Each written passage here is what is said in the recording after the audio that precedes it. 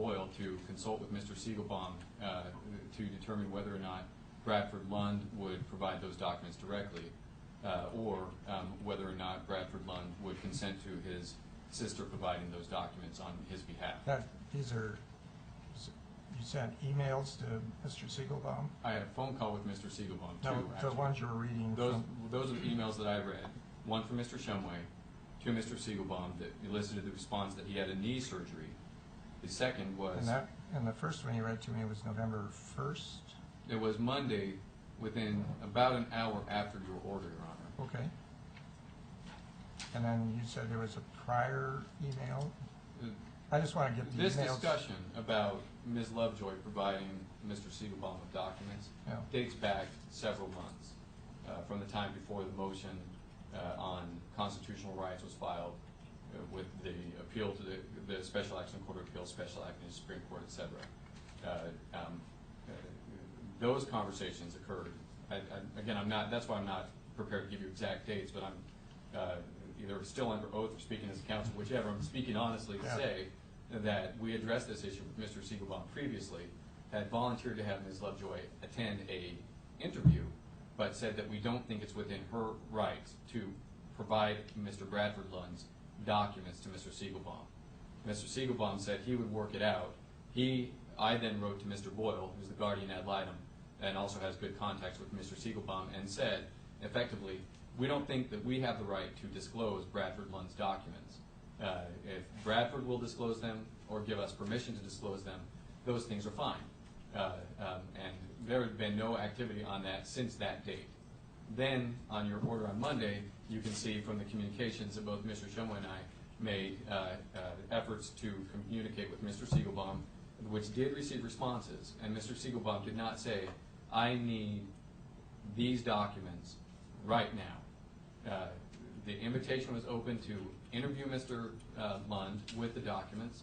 I sent the invitation to let me know if he needs any further documents, and we didn't receive responses to either. So I don't think on the narrow issue of whether we disobeyed the court's order to provide Mr. Siegelbaum documents, I don't think we can say that we did, because we asked him what he needed, and there was no response from him. He did not say, I want these documents now. He said, I have a potential knee surgery that I need to address first, and I will get back to you about what I need. And if Your Honor has different information from an interview with Mr. Siegelbaum that occurred without presence of counsel, I don't know where that information would be, why that information is different than what I'm representing through the course of the emails. Well, my understanding is that he had requested access to the same financial information that Sabrina Lovejoy accessed with no privilege attached. That access was denied, and I had previously ordered on August 3, 2010, essentially that access be granted to the court investigator, and still, as you noted, we're 3 or 4 months later and nothing's happened. That's the whole problem with the case, is that everything that I've seen counsel do has been designed for delay. Judge, I want to make a point here when you say it's designed for delay. Mr. Lund has possibly a condition that would qualify him as being disabled. We're defending the rights of a gentleman who believes that he's being discriminated against because of an immutable condition. So when you say delay, well, actually, you're not defending Mr. Lund, and I didn't know that there was this joint litigation agreement until yesterday, or I would have put some clamps on how many of these responses and motions were filed by the parties. So I essentially have one side to this litigation on that side now, and the petitioner's side. But instead, I've been bombarded with, if there's a motion by Mr. Lund, then I get 2 or 3 supplemental motions that say the same thing. The clients are being charged a ton of money for 3 lawyers to say the same thing that could have been said in one motion. If the petitioners file a motion, I get 3 responses saying the same thing. If I'd known there was a joint litigation agreement, I would have limited this to 1. I wouldn't have clients complaining in the newspaper about how this process is broken. I think the process is broken because the lawyers in this case have broken the process. And I wouldn't have lawyers complain, or people complaining in paper about the expense. For some reason, under this joint litigation agreement, the clients are paying 3 lawyers to tell me the same thing. If they want to do that, that's their option. But I don't understand it. So, well, Judge, that didn't follow. You said that this is all for the purpose of delay. it is. I think this This case is a over. failure to recognize, Your Honor, that the rights of a citizen of the United States and the state of Arizona are at issue here. And Well, a gentleman who believes that he is being discriminated against because of a disability. Uh, So you think it's for the purpose of delay. we can have We think it's for the purpose of advocacy for a client who has constitutional rights, Your Honor. we can have a philosophical debate at some other time, but I'm very sensitive to everybody's rights. I was on the probate court for 7 years, and it seemed to me that I always placed the rights of the proposed ward or protected person paramount.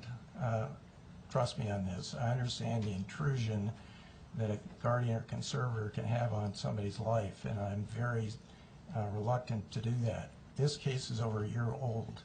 If this evaluation and investigation had been done promptly, this case could have been over months and months ago, and the parties to this litigation wouldn't have spent hundreds of thousands of dollars in attorney's fees and be complaining about the expenses and how the system is broken, and you wouldn't be here today. So that's my view of the case. This case came to me in a mess. I had a stack of pleadings a foot tall that some of those motions were over a year old. Why those hadn't been ruled on, I have no idea. Why the lawyers didn't get them ruled on a long time ago, I have no idea. But I ruled on them on August 3. No stay was entered, and now I'm on November 4. We're back to square one with having to appoint a new court examiner. The court investigation hasn't even been completed. Well, So Judge, there are many that to me connections strikes to me that state. as tactics of delay. So Well, Judge, first of all, there was a stay entered by the Court of Appeals. So there was a stay entered, Your Honor. and how long did that stay actually last? From the time that we filed the petition for special action until the time that the decision was, that petition for, the court refused to accept jurisdiction. And then we asked Mr. Murphy for a stay while we petitioned to the Supreme Court. And Mr. Murphy, who's a professional, agreed to that stay. And then the Supreme Court. Did any court order a stay? The Court of Appeals ordered a stay, Your Honor. You don't No, know that. after the Court of Appeals decision? Well, the parties agreed to a stay, Your Honor. Well, no court did. Well, let me get back to the issue at hand. We can debate this all day. I've got a deputy here. Did you want to answer the questions or not? I think it's against my professional Okay. obligations to answer those Deputy, here's the order of confinement. Mr. Santos can return the court when he agrees to answer the questions. May I get a ruling, Your Honor, on the Siegelbaum issue, so that I know whether my client is being held or I'm being sanctioned for failure to provide documents for Siegelbaum? Mr. Santos, I'll give you a ruling when I get ready to rule on it. Your Honor, I urge you to reconsider. Your motion to reconsider is denied. Mr. Bivens, I want to talk to your clients now. Your Honor, may I make a few remarks? Sure. First of all, with respect to the whether there are joint common interest agreements, joint defense agreements, things like that in the courtroom, I think it might be enlightening to ask the other side in this case whether there are common interest agreements there as well. If that is a point of concern to you, it's pretty common, and I'd be surprised if there wasn't. All I'm saying, it wasn't disclosed. I have a set of petitioners on one side, and I thought I had varying interests on the other side until and that's why I was allowing a motion and basically 2 or 3 supplements to that motion, and having like I said, the client's charged for lawyers telling me the same thing. Petitioners would file a motion, there would be a response, and then everybody else would join in the response, telling me the same thing, charging their client. I don't know who's paying the legal bills on your side, but if they want to do that, that's fine. But when I found out about this, and I've only been getting one set of pleadings from the petitioners, so I don't really care if they have a joint litigation agreement or not. But if I'd known about this joint litigation agreement, I would have curtailed the pleadings in this case and would probably saved the clients who are complaining publicly in the newspaper a lot of these expenses. That's the reason I raised it. And what I'm trying to find out today is whether this subpoena was a product of that joint litigation agreement. That's all I'm asking Mr. Sandus to tell me. And if he doesn't want to tell me that, he can sit in jail for a while till he changes his mind.